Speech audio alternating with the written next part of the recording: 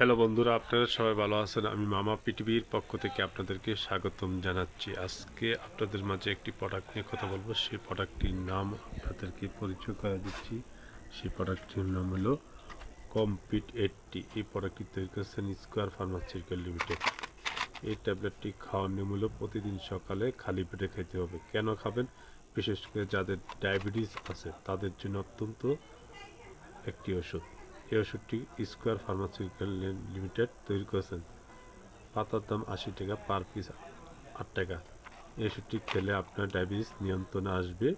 আশা করি খাবেন। আপনারা যে কোনো ডাক্তারের পরামর্শ নিয়ে খেতে পারেন যদি আপনার ডায়াবেটিস শরীরে থাকে।